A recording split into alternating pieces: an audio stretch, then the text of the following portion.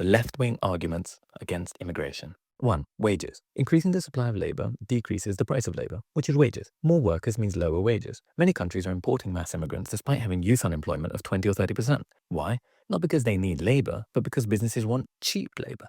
2. Housing. Increasing demand for housing relative to supply drives up the price of housing, which is great for landlords and terrible for everyone else. 3.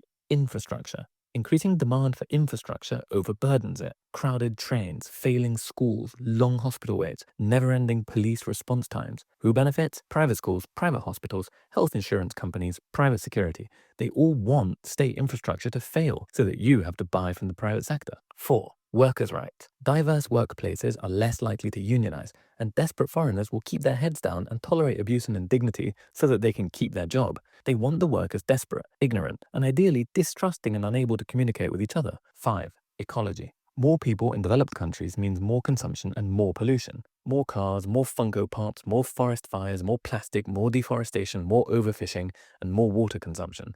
Bringing millions more people into your country is never an environmentally responsible policy. 6. Crime. This one doesn't apply to the USA as much, as most migrants are actually less criminal than Americans. It's hard to compete with the US of A.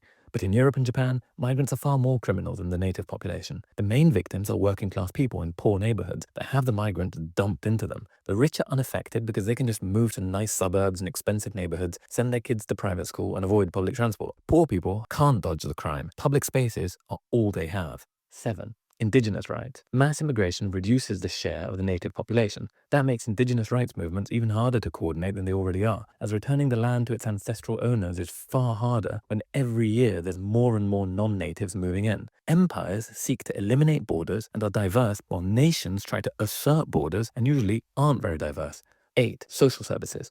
Mass immigration overburdens demand for social safety nets and welfare services. Since many people don't feel it's fair for their tax money to go to literal foreigners, capitalists know this, which is why they push for open borders.